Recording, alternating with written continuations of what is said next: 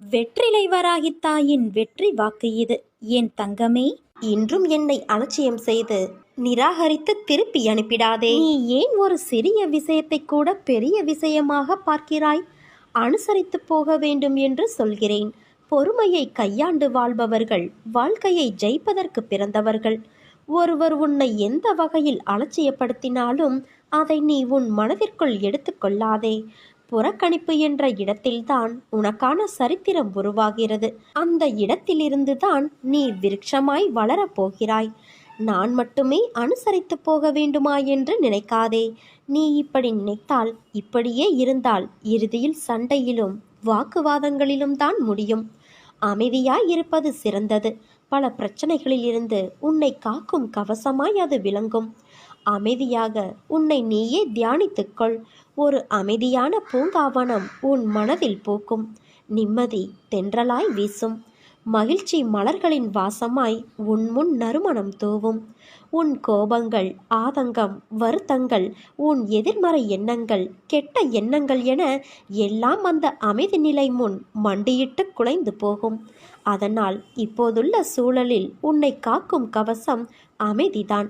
அதை நீ கடைப்பிடி. உன் வாழ்வு இனிமையாகும். வாக்குவாதங்கள் என்றைக்கும் எதற்கும் தீர்வு அல்ல குழந்தையே. அதை நீ ஒருபோதும் செய்யாதே. ஒருவர் உன்முன் செய்கின்ற செயல் பிடிக்கவில்லை என்றால் தன்மையாக சொல்லிப்பார். கேட்கவில்லை என்றால் அவர்களை விட்டு விலகிவிடு. அவர்களிடம் வாக்குவாதங்கள் செய்தால் உன் நிம்மதிதான் பறிபோகும். அதற்கு என்றைக்கும் இடம் கொடுக்காதே குழந்தையே. நீ ஜெயமாக எல்லா செல்வ வளங்களையும் பெற்று சீரும் சிறப்புமாய் வாழப்போகிறாய். உனக்கான நேரங்கள் தொலைவில் இல்லை. அது உன்னை தேடி வந்து கொண்டிருக்கிறது. பிள்ளைகளின் நலம் விரைவில் சீராகும். நான் கம்பீரமாக உன் மனதிலும் உனது இல்லத்திலும் அமர்ந்து கொண்டு இருக்கிறேன். ஏன், அது உனக்கு தெரியவில்லையா? நீ மனதில் நினைத்தாலே போதும். தினமும் என்னை பூஜித்தால்தான் உன்னை நான் நினைப்பேனா? இல்லை. யோசித்துப்பார். நீ இன்று இருப்பதை விட இதற்கு முன்பு பல வேதனைகள், மனக்கசப்புகள், உறவுகளோடு பூசல்கள், ஆசையாசையாய் வாங்கியது கைவிட்டு போனது. நிம்மதியை இழந்தாய். ஏன், தினசரி வாழ்க்கையை நடத்துவதற்கு நீ பட்ட கஷ்டங்கள் போதுமப்பா, இந்த வாழ்க்கை போதும் என்று அழுது புலம்பினாயே, அதையெல்லாம் நீ மறந்து விட்டாயா? ஆனால் அனைத்தும் உன் அன்னையான நான் அறிவேன். அனைத்தும் நன்மைக்கே நடக்கிறது. இன்று எப்படி இருக்கிறாய்? தினமும் என்னை நீ பூஜித்தாய். ஆனால் நான் உன்னிடத்தில் எப்படி வந்து சேர்ந்தேன் தெரியுமா? நீ எனது பொக்கிஷம்.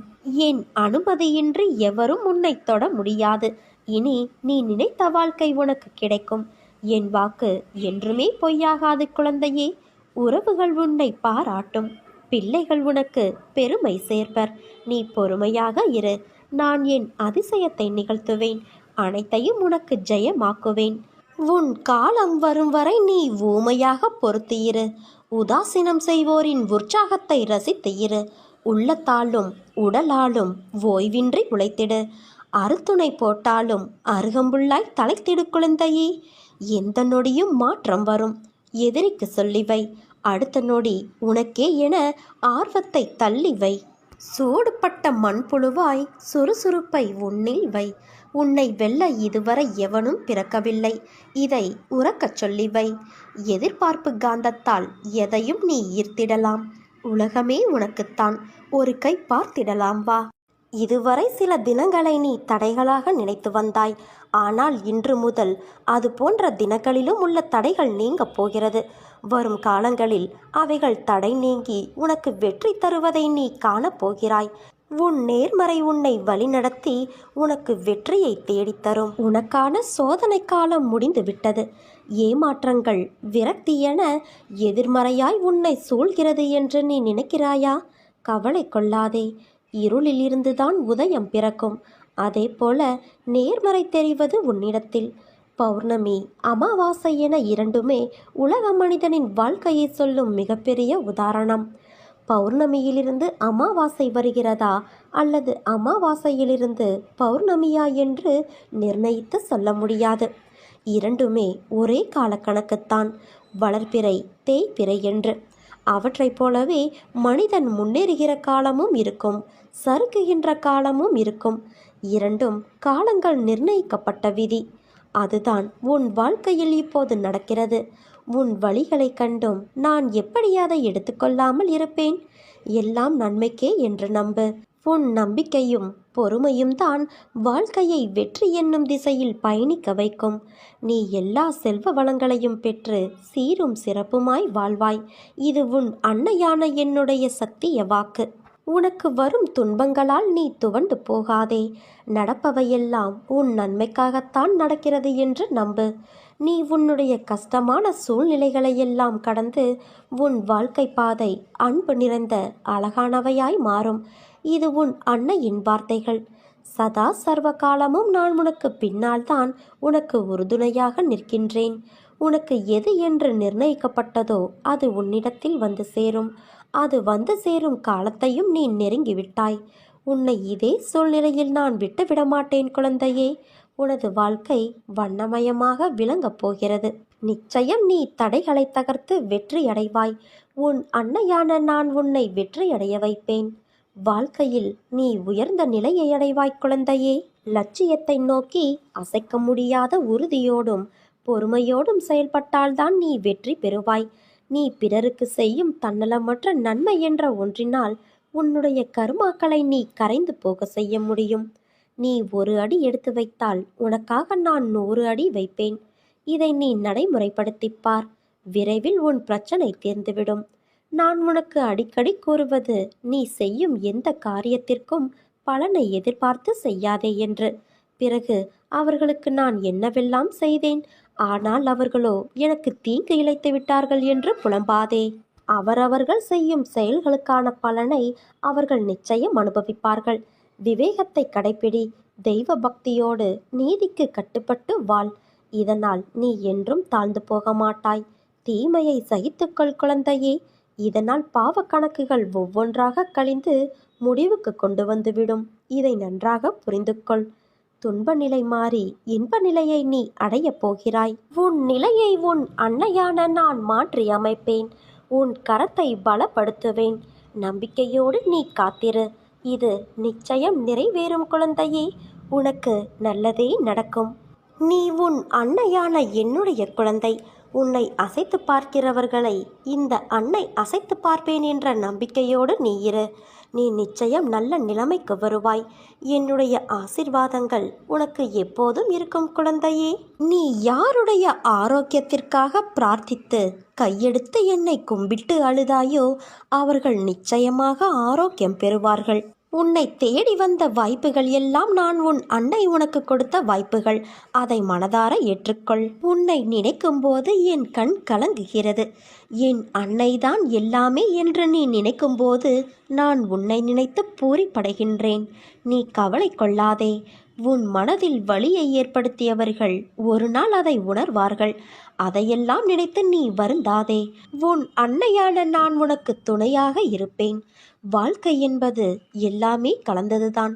போலிக்கும் நிஜத்திற்கும் வித்தியாசங்களை நீ உணர வேண்டும். எல்லோரையும் நம்பு. ஆனால் நீ நம்புகிற அளவுக்கு அவர்கள் உண்மையாக இருக்கிறார்களா என்று யோசித்துக்கொள். உன் அம்மா உனக்கான எல்லா சூழ்நிலைகளிலும் உதவி செய்வேன். அதனால் நீ எதற்கும் கலங்காதே. உன் அன்னை எப்போதும் உனக்காக நான் இருக்கிறேன். இன்று சில விஷயங்களை நீ கற்பனை செய்து கொண்டு இருப்பாய். நீ கற்பனை கொள்வதில் தவறு இல்லை. ஆனால் நிஜத்தில் அப்படி நடக்க வேண்டும் என்று எதிர்பார்த்து ஏமாந்து விடாதே. கற்பனைக்கும் நிஜத்திற்கும் நிறைய வித்தியாசம் உள்ளது. கற்பனையில் உனக்கு சுகமான இன்பத்தை மாயை நிறைந்த தோற்றத்தில்தான் வரும். ஆனால் நிஜத்தில் எது சாத்தியமோ, எது உனக்கு விதிக்கப்பட்டு இருக்கிறதோ அதுதான் நடக்கும். கற்பனையை நினைத்து நிஜமான நேரத்தை தொலைத்து விடாதே. எது எப்படி எப்பொழுது நடக்கும் என்று உனக்கு தெரியாது. உன் அன்னையான எனக்குத்தான் தெரியும். எல்லாம் நன்றாக நல்லதாகவே நடக்கும் என் குழந்தையே. நீ நோய் நொடி இல்லாமல் நல்ல வாழ்க்கையை வெற்றியோடு வாழ்வாய். இது என் பிள்ளைக்கு நான் கொடுக்கும் வாக்குறுதி. என் வாக்குறுதி என்பது என் உயிருக்கு சமமான வார்த்தைகள். அதனால் அதை நிச்சயம் நான் நிறைவேற்றுவேன். அதுவும் என் செல்ல பிள்ளை அல்லவா நீ. உன்னை ஒருபோதும் நான் தனித்து விடமாட்டேன். உனக்கு பக்கபலமாய் உன் அன்னையான நான் என்றும் அரவணைத்து காப்பேன்.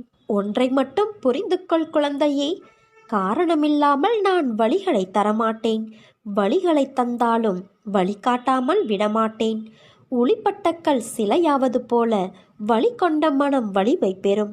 நம்பிக்கையோடு செயல்படு, நல்லது நடக்கும். எல்லோருடைய வாழ்க்கையுமே ஒரு மெழுகுவர்த்தி போலத்தான். தூரத்தில் இருந்து பார்த்தால் ஒளி மட்டும்தான் தெரியும். அருகில் சென்று பார், அவர்கள் உருகி கண்ணீர் வடிப்பது தெரியும். அதனால் உன் வாழ்வில் நிகழ்வது எதுவானாலும் அதை ஏற்றுக்கொள். ஏனென்றால் நீ கருவாகும் போதே அது தீர்மானிக்கப்பட்டது. உனக்கான நேரம் வரும் வரை பொறுமையாக இரு. தேங்கி கிடக்கும் குட்டைதான் கல்லெறிந்தால் கலங்கும். ஓடும் நதி கலங்குவது இல்லை. அதனால் நீ ஏங்கிக் கொண்டே இரு. எந்த சோதனையும் உன்னை ஒன்றும் செய்துவிட முடியாது.